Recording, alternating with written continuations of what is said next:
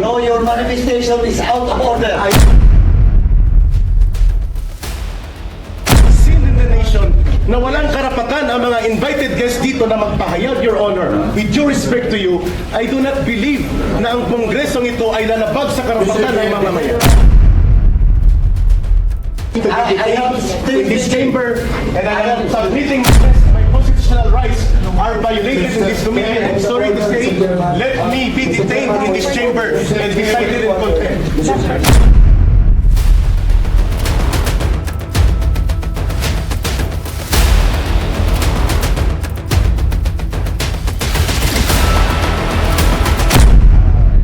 Thank you for the reminder, Congressman Campos, sir. And to the members of this committee, I feel, and it is my right to state before this committee and the August Chamber of Congress, that this committee is not above the law. No one in government is above the law. We are a government of laws. I am protected under the SOTO law. I have the constitutional right.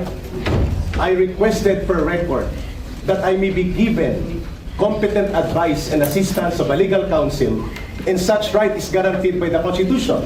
And such right is also stipulated clearly in Section 12 of the Governing House Rules pertaining to committee hearing and conduct of investigation. And even if I am not in a court trial, the right to seek out counsel advice and assistance from a counsel is a part of principle of due process, a principle guaranteed by the Constitution. And I believe before I answer any further question, may I manifest respectfully and humbly before this committee that all the statements, even after under oath, in the absence of competent legal advice and assistance previously, may be granted to be stricken off the record because I believe my constitutional rights were violated. Point of order. Yes, Honorable. The answer manifestation of Mr. Cedres is out of order. He is out of order because you cannot dictate in this house and you cannot move. Only members that you ask members of this house. Yes, I am explaining. No, I am not moving. no, your manifestation is out of order. I am Do requesting. not lecture us No, I am about not the rules lecturing. of this. I am standing up for my right. I am standing up for my right. Remember, we might cite you in contempt. Then so be it, Your Honor. You challenge us? Yes, Okay. if that will be seen in the nation na walang karapatan ang mga invited guests dito na magpahayag, Your Honor, with due respect to you, I do not believe na ang kongresong ito ay lalabag sa karapatan ng mga mamayan. Yes. Mr. Chair. So be it, Your Honor. It's out of order. And what's the position of the chair? I will let, Mr. Chairman, I will not give up my right to free speech and be respected under the Constitution because this August Chamber is obligated by law. Dali na po. Hiring. May I explain why Yes. The Honorable Ako is recognized and I understand. Yung sinasabi po ng ating mga ng ating bisita. Pero alam po ninyo, kung ang ginagamit niyo po ay yung hearing nung huli at wala kayong representasyon, hindi po namin kasalanan. Kasalanan po ng mga abogado ng Smni dahil sila mismo on record ang nagsabi na they are here to represent Smni and not the anchors because dumistansya nga ako sila. Ang sabi nila, hindi po namin trabaho ang bigyan ng representasyon ang angkor. That's why nung humingi po kayo, ang pinalawanan po, hindi po pwede sila mag-depensa sa inyo. Dapat po humingi kayo ng iba. Dahil hindi po pwede sila mag-depensa because they are on record. Under oath, ang sabi nila, kami abogado ng Smni at hindi kami abogado ng mga angkor. Klaro po yan, Kyrie. You cannot, you're not allowed. I'm good, yes. I just like to explain why I cite him as out of order. Because he manifested that the previous records, it is taken out of records, and as resource person, they are not allowed. Your Honor, I am going to be detained in this chamber and I am submitting myself before the country in protest my constitutional rights are violated in this committee, I'm sorry to say, let me be detained in this chamber and decided in contempt. I will not participate if my constitutional right will not be guaranteed. You are not here Mr. Chairman, to decide for my constitutional right. let me finish. There's a point of order, the Honorable Let me Fernandez. finish. What I'm saying, I am not telling you to stop. What I'm saying is, my out of order. Dahil sandali, makinig ka. My out of order is all about your manifestation to straighten out. Patapusin mo ako. Yes, sir. Huwag ka may bastos. Hindi ako bastos, nagpapaliwanag Patapusin mo ako. ako. Mr. Chairman, I would just like to correct. I am not stopping him to issue statement. What I'm saying is, and what I'm pointing out of order is the manifestation that the previous statement and the previous record should be taken out of order. And another rule is not allowed to do it. Point of order. Yes, the Honorable Dan Fernandez on the point of order. Maybe remind the resource speakers and the members of this committee to observe the proper decorum. Correct. If the chairman acknowledge a certain personality, let him speak and Yes. don't interrupt the members of this committee while the member is given the right to speak. Maraming salamat po. Mr. Thank you, Chair. the Honorable Dan Fernandez. The Honorable Ako is recognized. Mr. Seris, please be reminded that in this committee and this house, we have rules to follow. Hindi po ba namin sinusunod yung mga rules? Matanong ko nga ako. Yes, sir. I feel that is And my... I would like to remind you that these rules are supposed to be followed by members of this committee and by the witnesses or resource persons to be present. And one of these rules is that before you can speak, you ask permission from the chairman. Kami nga, hindi kami nagsasalita na walang permission yung chairman. You better follow that rule. Otherwise, baka mapilitan akong gawin yung hindi ko dapat gawin.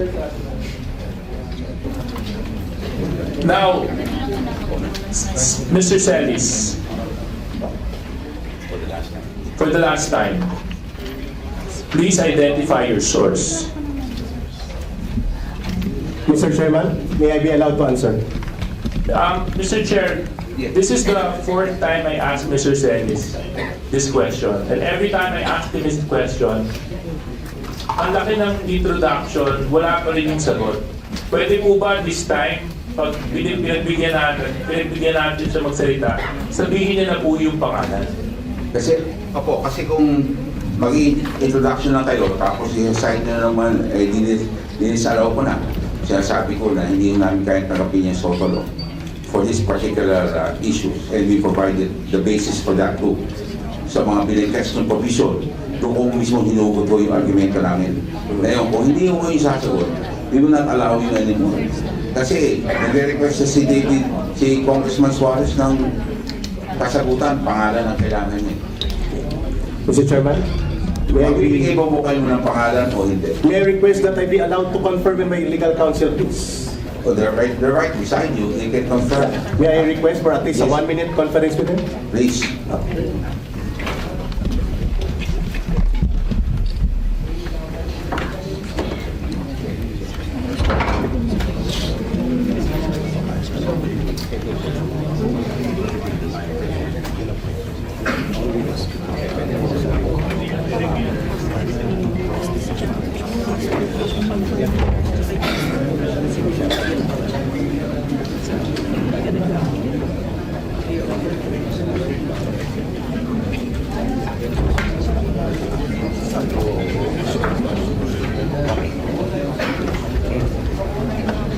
Mr. Chairman, may I be recognized again, please? Okay, please proceed.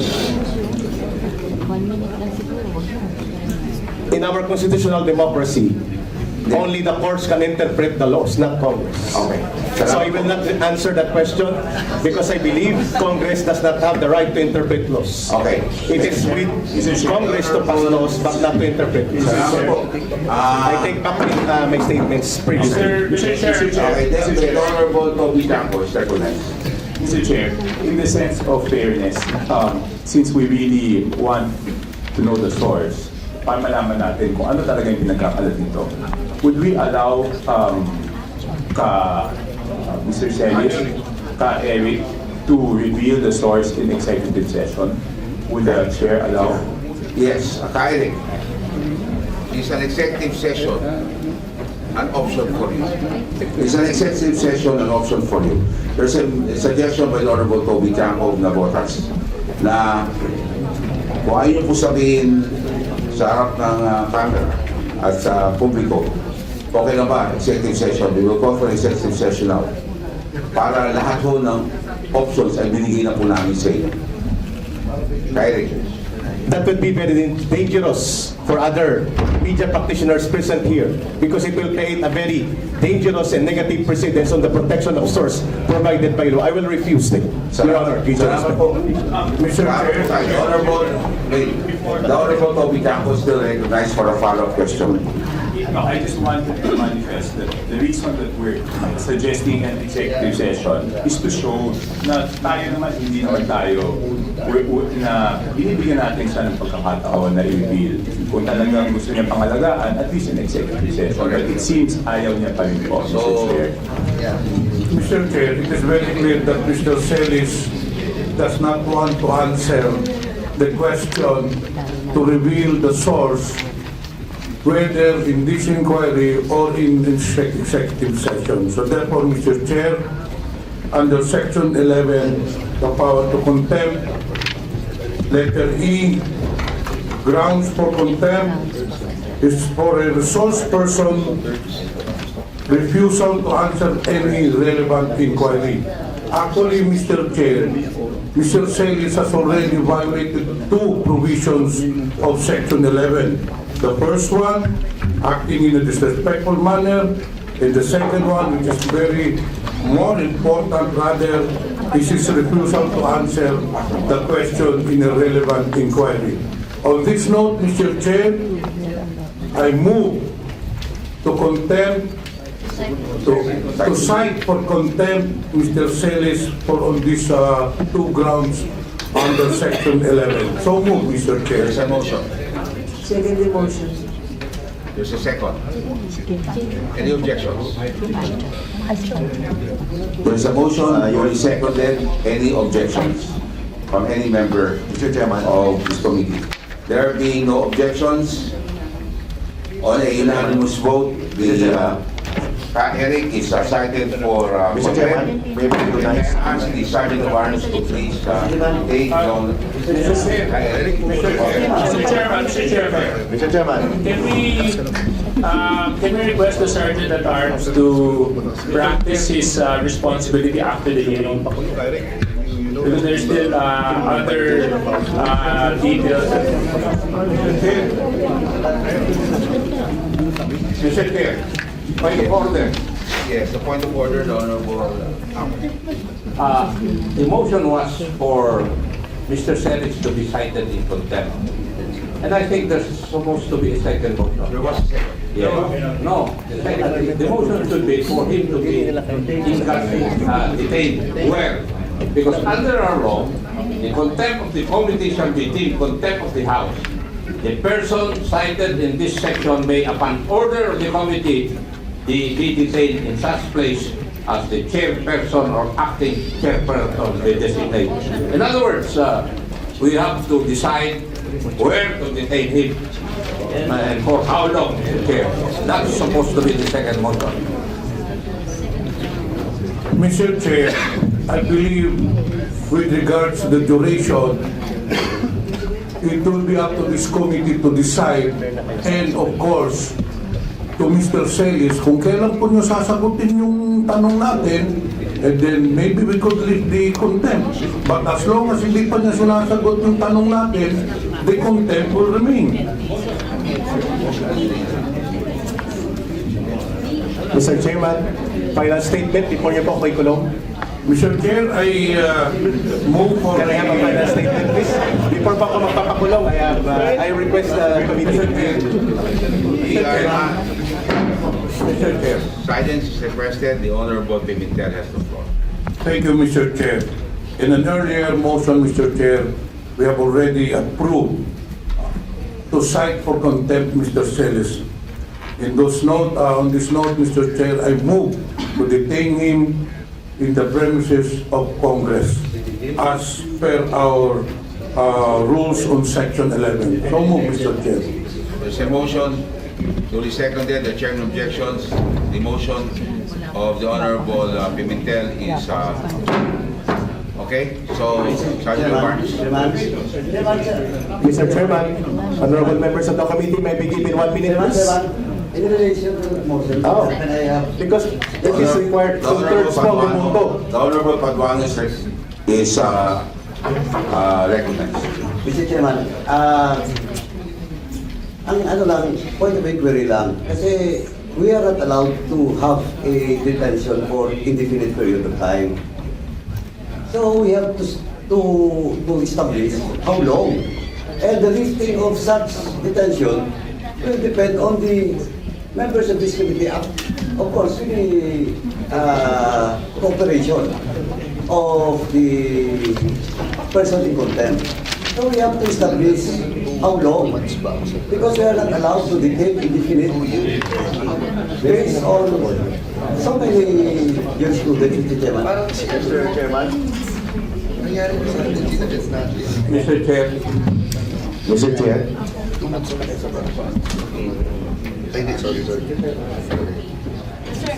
Mr. Chair, The Honorable Ako Secretary. yes, there's a decision by the Supreme Court that we cannot detain a person indefinitely.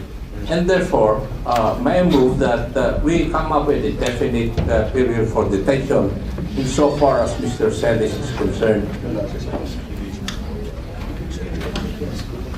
Or violation of paragraph C of section 11 of the rules.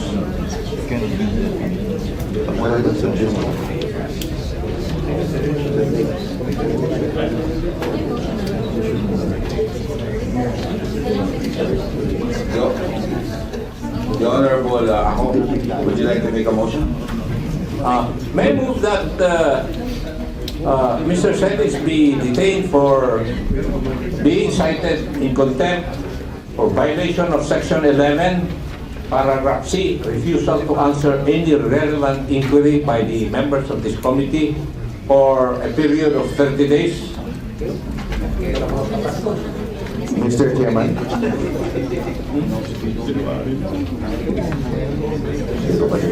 He will go straight on December 30 unless he finds a motion for reconsideration. We have done this in the different committees already. Mr. Chair, There's a motion. the reason why we cited Mr. Celis for contempt is because he does not want to answer the question. That is precisely why he violated paragraph C. So why will we give him a timeline? Eh kung kahit hindi pala siya sumagot, papalabasin natin si Mr. Celis. The reason why we cited him for contempt, eh gusto nga natin nasagutin niya yung relevant inquiry natin, nasagutin niya kung sino yung source niya. So I believe that we should not give a timeline, Mr. Chair. After finding the jurisprudence of Mr. Chair, I submit to the wisdom of this committee. Mr. Chairman, Okay, session is suspended. Mr. Chair, I would like to amend my previous motion. Therefore, Mr. Chair, I move to detain Mr. Celis for he was cited in contempt until the adoption of the committee report at the plenary session, Mr. Chair. So move. Okay, so that is also an amendment to the motion of the Honorable Ako early on. There's a motion amending the motion of the Honorable Ako. Any second? Seconded? The chair hearing no objection. The chair adopts and approves the motion of the Honorable Johnny Pimentel. So the Sergeant of Arms is hereby directed to enforce the decision of this committee. Mr. Chair, can I make a comment, Mr. Chair? Session suspended. Attorney Tolentino. Thank you for this kangaroo court. Session suspended. Thank you for this kangaroo court. Thank you for this kangaroo court.